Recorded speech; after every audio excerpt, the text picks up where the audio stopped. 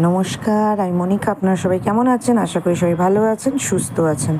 বলেছিলাম যে কালকের রাতে ভিডিওটা দেখাবো আপনাদেরকে। এই যে দেখতে পাচ্ছেন কীরকম এই যে বরফ পড়ছে, তার মধ্যে এই দেখুন আদিকে দেখুন সব বরফগুলোকে, ছোটো ছোটো বরফের টুকরোগুলোকে তুলছে আর কি অঝরে পড়ছে। বৃষ্টির সাথে সাথে এরকম আপনার ছোটো ছোটো বরফের চাই ছোটো ছোটো পড়ছে। এখানে তো ওলা বলে, আর আমাদের তো শিলাবৃষ্টি বলা হয় এটাকে। দেখছেন? এই দেখুন, অভিজিৎ তো ব্যালকানি থেকে তার আনন্দ ভোগ করছে, আমরা তো বাইরে এসে করছি। আমি জানতাম এই মাঝখানটা খোলা, এখান থেকে প্রচুর বরফের এরকম ছোটো ছোটো টুকরো পড়বে। দেখুন,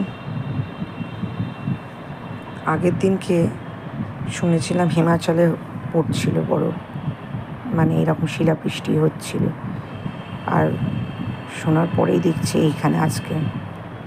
এই দেখুন,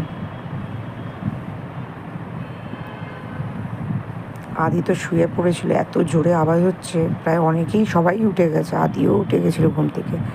আর এখন আপনার রাত্রির তখন ওই কটা বলবো 1টা বাজে, তখন এরকম মুষলধারায় বৃষ্টি এসছে। আর এরকম বৃষ্টি এসছে আর আমি একটা ভিডিও করব না, এটা হতে পারে? এই দেখুন, আদি আর আদির বাবা তুলছে আর হাতে পায়ে লাগাচ্ছে বরফের টুকরোগুলো।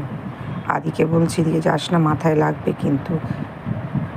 খুব জোরে বৃষ্টিটা এসছে, যতক্ষণই বৃষ্টি হয়েছে ততক্ষণই কিন্তু এই ওলাটা পড়েছে। আবার ভোরের দিকেও কিন্তু ভালোই বৃষ্টি হয়েছে 5টা নাগাদ। তখন অবশ্য আমি জাস্ট উঠে জুতো ফুতোগুলো ছিল ব্যালকানিতে, সেইগুলো আমি সরিয়ে রাখলাম।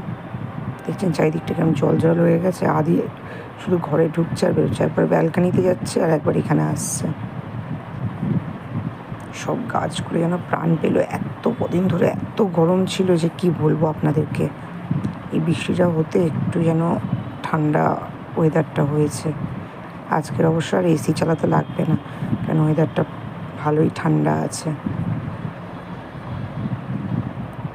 চলুন নিচটায় গিয়ে আপনাদের দেখাই কেমন বৃষ্টিটা পড়ছে। দেখছেন অঝরে পড়ছে। তো চলুন আজকে ভিডিওটা এখানেই শেষ করছি। দেখা হচ্ছে আবার অন্য আর একটা ভিডিওতে। সবাই সুস্থ থাকবেন, ভালো থাকবেন। দেখা হবে আর একটা খুব বড় ভিডিওতে। খুব তাড়াতাড়ি ভিডিওটা বানিয়ে আপনাদের সাথে শেয়ার করব। আজ তবে এখানেই বিদায়।